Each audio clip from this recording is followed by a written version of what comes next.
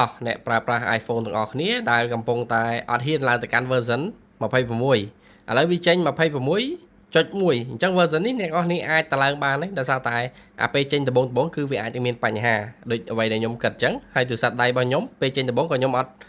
តឡើងវិញតឡើងទៅលើ version ហ្នឹងភ្លាមៗដែរអញ្ចឹងខ្ញុំតើវាចេញអា .1.2 បើខ្ញុំចាប់ផ្ដើម update ឡើងទៅកាន់ version នោះអញ្ចឹងឥឡូវវាចេញហើយ 26.1 អញ្ចឹងអ្នកនរគ្នាអាចសាកល្បង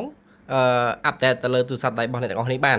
អញ្ចឹងនៅក្នុង group ខ្ញុំបានពិនិត្យហើយឆែកមើលហើយអ្នកដែលបានឡើងទៅកាន់ version 26.1 នេះគឺឃើញមានល្អច្រើនអ្នកដែលប្រើប្រាស់អា version ចាស់ពីមុន version ត្រឹម26ហ្នឹងគឺគេជួបបញ្ហាច្រើនណាតែឥឡូវវាចេញ 26.1 ហើយអញ្ចឹងអ្នកនរគ្នាអាប់ទៅ version ហ្នឹងទៅគឺវាអត់សូវមានបញ្ហាទេបានន័យថា version ចុងក្រោយនេះគឺវា update កែប្រែបញ្ហាដែលមានទៅលើ version ចាស់អញ្ចឹងវាដោះស្រាយរួចរាល់ហើយដូចជាបញ្ហាស៊ីថ្មឬក៏ឆាប់ឡើងកម្ដៅជាដើមអញ្ចឹងឥឡូវនៅក្នុងវីដេអូនេះខ្ញុំបង្ហាញអ្នកនរគ្នាដូចទូរស័ព្ទខ្ញុំអញ្ចឹងឥឡូវខ្ញុំចាប់ផ្ដើម update ហើយបន្ទាប់ពី update ទៅកាន់ version 26.1 រួចចាំខ្ញុំបង្ហាញអ្នកនរគ្នាអំពីគន្លឹះខ្លះក្នុងការធ្វើយ៉ាងណាឲ្យទូរស័ព្ទដៃរបស់យើងនឹងរក្សាថ្មបានយូរហើយមិនឆាប់ឡើងកម្ដៅអូខេអញ្ចឹងដំបូងអ្នកទាំងអស់គ្នាត្រូវ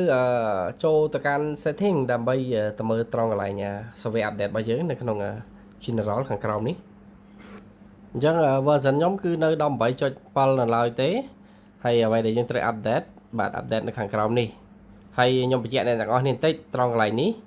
អ្នកទាំងអស់គ្នាខ្លះនៅលើទូរស័ព្ទដៃខ្លះគឺចេញ 26.2 ហើយតែអ្នកទាំងអស់គ្នាត្រូវពិនិត្យចាប់អារម្មណ៍មើលបើសិនជានៅក្នុងកន្លែង beta update នេះអ្នកទាំងអស់គ្នាគ្រីសយកត្រង់កន្លែងនេះបាទឬក៏ខាងក្រោមណាមួយបាទជាលក្ខណៈ beta កតុយ beta ហ្នឹងអញ្ចឹងបានន័យថាអ្នកទាំងអស់គ្នា update គឺនៅលើ beta នៅឡើយទេវាអត់ update ទៅលើជា version របស់ផ្លូវការរបស់ Apple ដែលតម្លាក់មកឲ្យយើងប្រើប្រាស់បាទនេះអានេះគឺបានន័យថាកតុយ beta អញ្ចឹងបានន័យថាវា update ដល់ .2 ហើយបាទអញ្ចឹងយើងអត់ជ្រើសរើសយកកន្លែង beta ហ្នឹងទេអ្នកទាំងអស់គ្នាត្រូវតែធ្វើការបដូរវាទៅជា off វិញបានន័យថាបិទ beta update ហើយយើងទៅ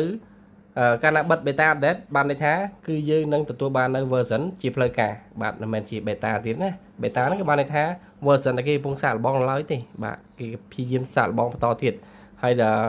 សាកល្បងជោគជ័យហើយបានគេ update ជាផ្លូវការឲ្យយើងប្រើប្រាស់ជាក់ស្ដែងនៅក្នុង version នេះគឺ 26.1 អញ្ចឹងកន្លែងនេះបើអត់មានកតុយ beta ទេបានន័យថាយើង update ទៅគឺផ្លូវការហើយអូខេតោះណាកន្លែងហ្នឹងអញ្ចឹងយើងចុច update មកបន្ទាប់មកវាឲ្យយើងវាយលេខកូដ lock ទូរស័ព្ទលេខកូដ lock ទូរស័ព្ទរបស់យើង lock screen ទូរស័ព្ទរបស់យើងហ្នឹងយើងវាយចូលមកហើយយើងចាំ apply ដល់នេះចុច agree ខាងក្រោមនេះមក agree ម្ដងទៀតមកបាទអញ្ចឹងចេញបែបនេះបានន័យថាវាបញ្ជាក់ដែរ 22.32G ជាងពេលដែលយើង update download version 26.1 នេះគឺវាស៊ីទំហំរហូតដល់ទៅ 22G ជាងអញ្ចឹងទូរស័ព្ទដៃរបស់យើងហ្នឹងគឺទំហំផ្ទុកឥឡូវអត់ដល់ប៉ុណ្្នឹងទេបាទអញ្ចឹងយើងទៅឆែកមើល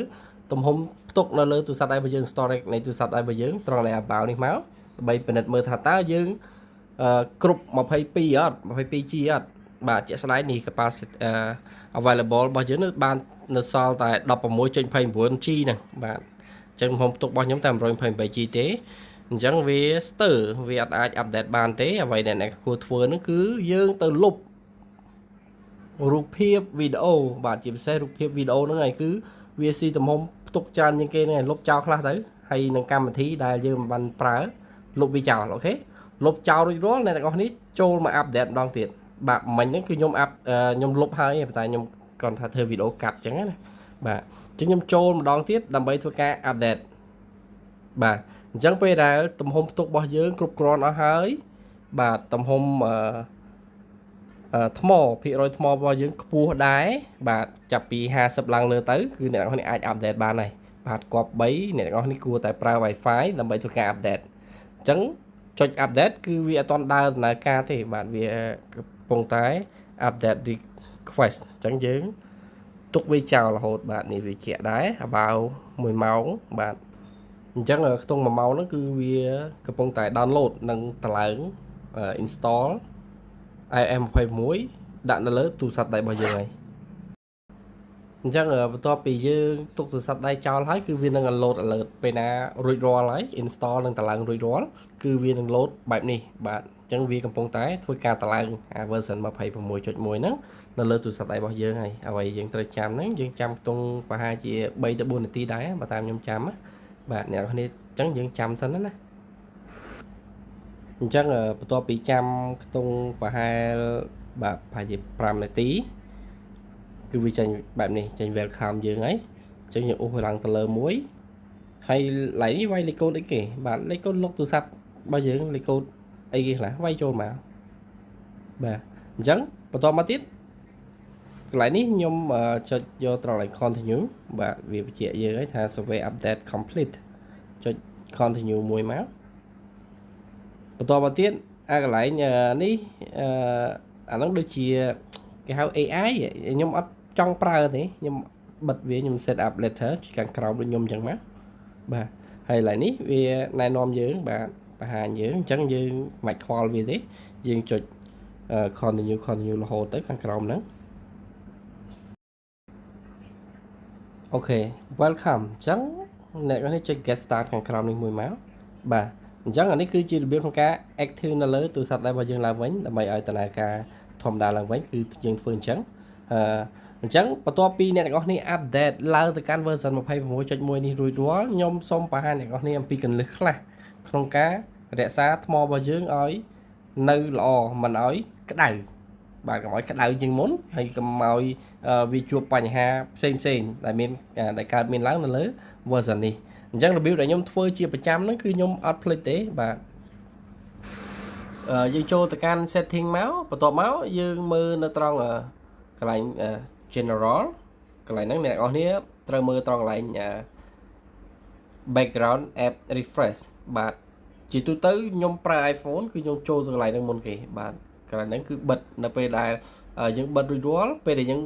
លេងកម្មវិធីហើយយើងទុកចោលក៏អត់វាដំណើរការដែរបាទថាតើយើងចូលទៅលេងកម្មវិធីម្ដងទៀតទៅវាដំណើរការកម្មវិធីហ្នឹងកន្លែងហ្នឹងគឺល្អអ្នកនរគ្នាគួរតែបិទទេបាទដាក់ off ដូចខ្ញុំចឹងមកបន្ទាប់មកយើងថយក្រោយវិញយើងទៅរកត្រង់កន្លែងsound and haptic បាទកន្លែងហ្នឹងក៏សំខាន់ដែរតើតើមានការវាយទៅលើ keyboard វាមាន load លើសំឡេងហើយហ្នឹងឡងពីក្តារចុចឲ្យវិញអញ្ចឹងឬទ្រឹចេញពីក្តារចុចមកវិញអញ្ចឹងយើងចុចបិទកន្លែងហ្នឹងមួយទៀតអ្នកទាំងអស់គ្នាមើលត្រង់កន្លែង keyboard feedback អូខេអញ្ចឹងវាបើកកន្លែង sound បើកយើងបិទវាចោលទាំងពីរហ្នឹងគឺបិទចឹងមកណាបាទប៉ុណ្ណឹងទៅបានហើយរួចរាល់យើងថយក្រោយវិញនៅក្នុង setting ដដែលប៉ុន្តែអ្នកទាំងអស់គ្នាមើលត្រង់កន្លែង privacy and security ម្ដងបាទខ្ញុំបញ្ជាក់នៅក្នុងគឺ setting ដែលអូវាឡើងទៅលើបន្តិចទៅយើងនឹងឃើញហើយ privacy and security ចុចនៅលើវាត្រង់កន្លែង location service កន្លែងហ្នឹងបើអាចយើងចុចបិទទាំងអស់បានដែរប៉ុន្តែដំណើរការទូរស័ព្ទគឺយើងត្រូវតែបើកនៅ location បាទគឺត្រូវតែបើកមកព្រោះកម្មវិធីមួយចំនួនគឺត្រូវការបើកដូចជាដើម្បីបង្ហាញទីតាំងនៅក្នុងកម្មវិធីហ្នឹងបាទអញ្ចឹងសម្រាប់កម្មវិធីមួយចំនួនដែលអ្នកគិតថាมันគួរបើកมันចង់បើកมันដែលប្រើយើងចុច never ទៅបិទចោលអញ្ចឹងណាបាទអញ្ចឹងយើងចុច never ទៀតទៅបាទបន្ទាប់មកសល់ប្រហែលយើងទុកទៅអូខេសល់ប្រហែលយើងទុកទៅដោយសារតែកម្មវិធីទាំងនោះត្រូវការយើងបើកនៅ location ជាចាំបាច់បាទអូខេអញ្ចឹងរួចរាល់ប៉ុណ្ណឹងបានហើយបាទអាហ្នឹងនៅក្នុង setting ប៉ុណ្ណឹងបានហើយឥឡូវបាន3ចំណុចទេណាមួយទៀតដែលខ្ញុំតែធ្វើមួយទៀតគឺតកតងជាមួយនឹងការបើកមុខងារ dark mode បាទហេតុអីបាទដោយសារតែពេលដែលយើងដាក់ dark mode អញ្ចឹងគឺពន្លឺអេក្រង់របស់យើងនឹងធ្លាក់កម្រិតបាទគឺវាមិនភ្លឺទេព្រោះថានៅពេលដែលភ្លឺខ្លាំងទៅវាស៊ីថ្មខ្លាំង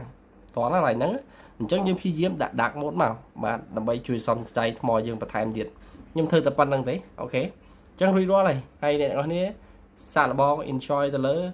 iOS 26នៅលើទូរស័ព្ទដៃ iPhone របស់អ្នកនរគ្នាបានតើវាមានអ្វីប្លែកខ្លះខ្ញុំអត់បង្ហាញក្នុងវីដេអូនេះទេស្វែងរកវាបន្ថែមនៅក្នុងទូរស័ព្ទដៃរបស់ខ្លួនឯងអញ្ចឹងតើតើជាមួយនឹងការ reset នេះបាទ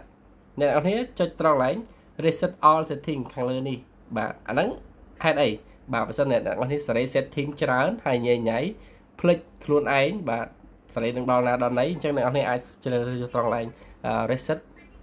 all setting កន្លែងហ្នឹងអ្វីខ្ញុំបង្ហាញហ្នឹងគឺវានឹងមកធម្មតាវិញហើយអរគុណបាយបាយ